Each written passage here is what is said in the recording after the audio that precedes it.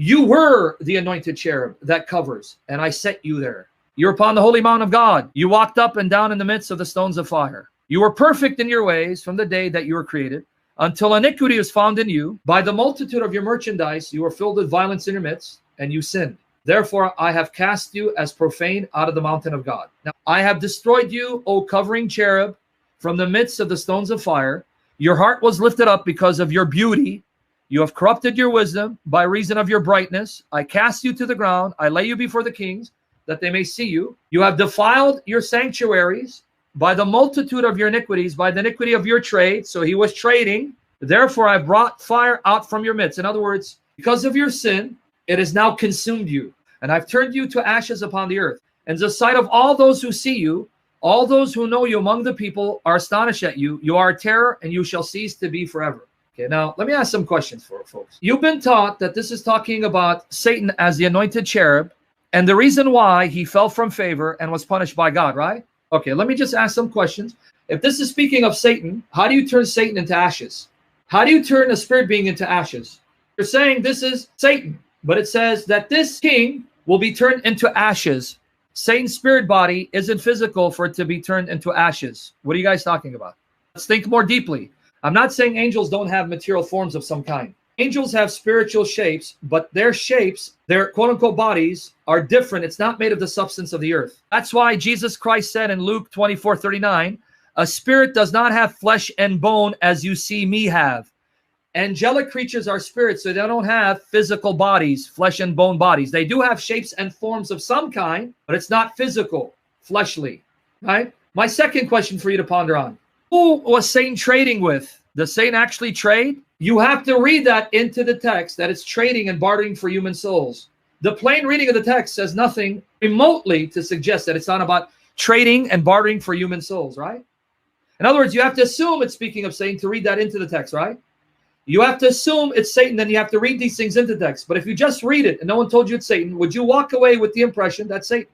Now, the confusing part is Ezekiel 28:14, right? Because it says, you are anointed cherub that covers. So it's got to be a spirit creature.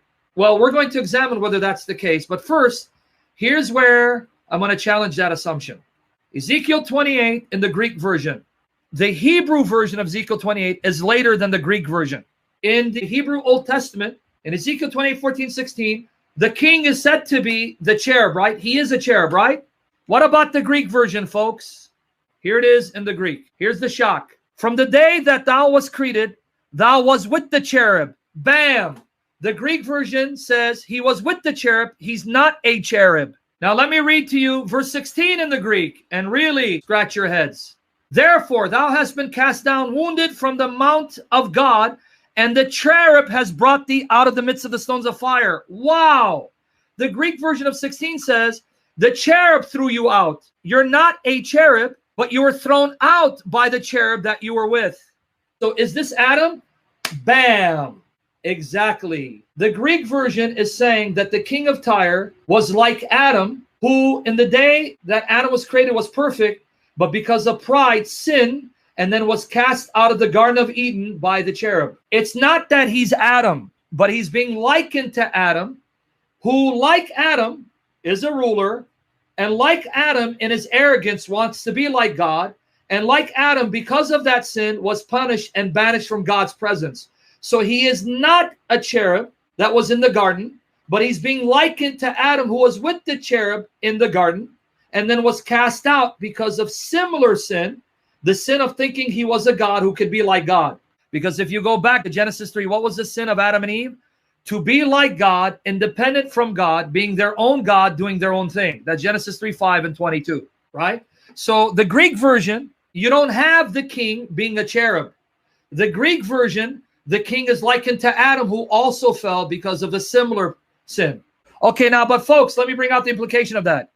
If you go with the Greek version of Ezekiel, that king is not the devil. You would have to argue that he's actually Adam reincarnated, or at least the spirit of Adam possessed his body. Now, which one of you would argue that way? Now, obviously, he's not literally Adam, and obviously, he wasn't literally in the Garden of Eden, right?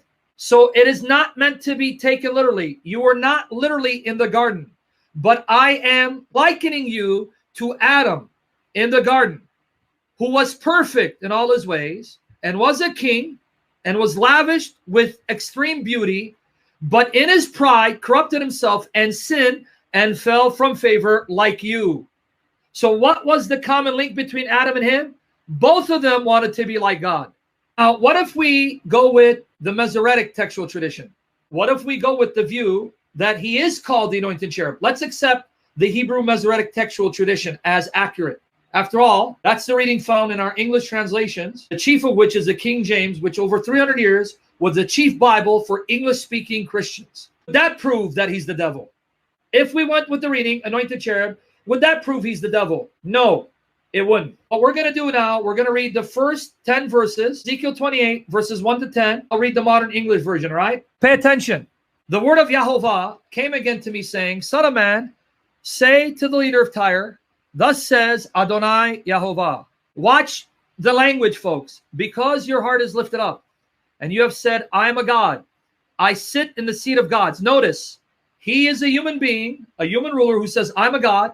I sit in the seat of gods in the midst of the seas.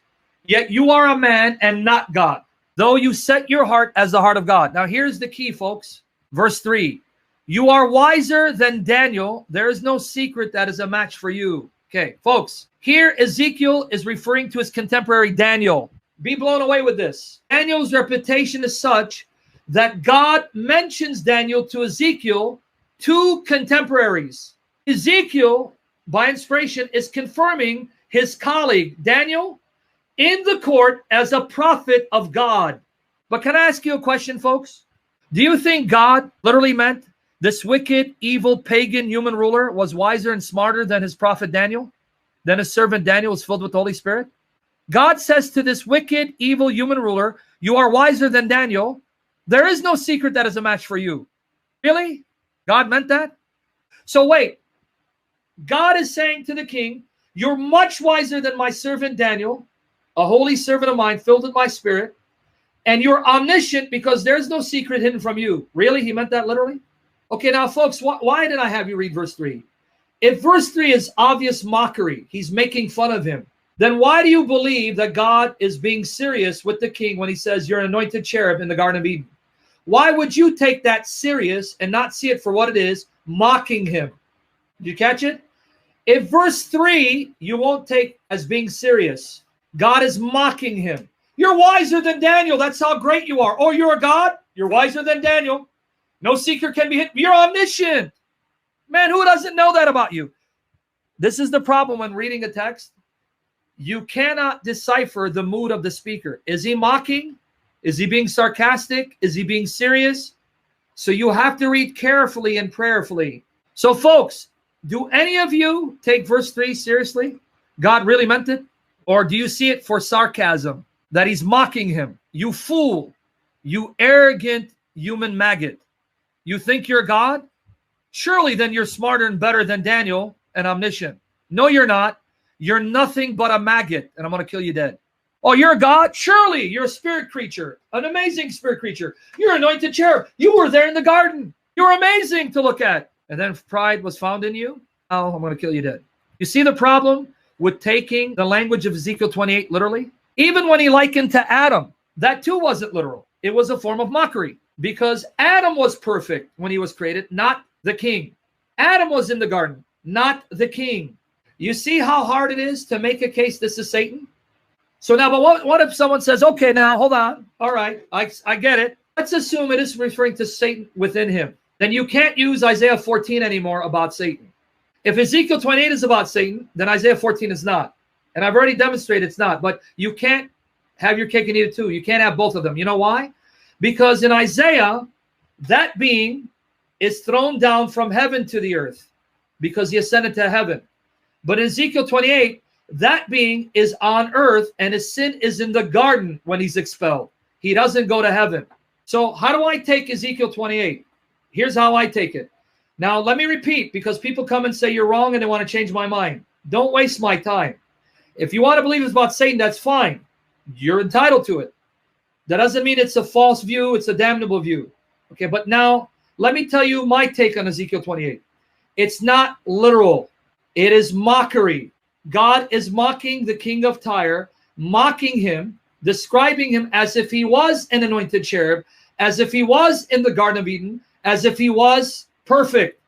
But even if you want to say it's Satan, I think you can make an inference that Satan may have been a cherub, but it's not explicit. Follow with me. It's not explicit. Here's the thing, though.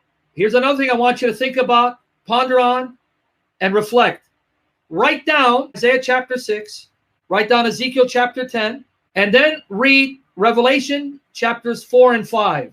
Read those chapters. Why? Because the seraphim of Isaiah 6, the cherubim of Ezekiel 10, are described by John in Revelation as the four living creatures. John says the seraphim of Isaiah 6 and the cherubim of Ezekiel 10 are one and the same group of creatures, class of spirit creatures. They are the four living creatures. You with me there? So the seraphim, that's another name for the cherubim. The seraphim are the cherubim are the seraphim, and they're the four living creatures encircling the throne in Revelation 4 and 5. Why is that important? It's important because in Revelation chapter 4 and 5, if you read it carefully, there are three groups of spirit creatures in heaven. Three groups of spirit creatures. The 24 elders on 24 thrones, the four living creatures, and the angels. So in Revelation 5, the four living creatures are not angelic creatures. They're different. So if Satan is a cherub slash seraph, then he is not one of those angels. He's a different kind of spirit creature, even different from Michael and Gabriel, because Michael and Gabriel are not cherubim, are not seraphim, they're angels. So if Satan is a cherub, Ezekiel 28 is not the text you point to show that he was a cherub. Someone mentioned it. The seraphim, the word saraf, also refers to serpents.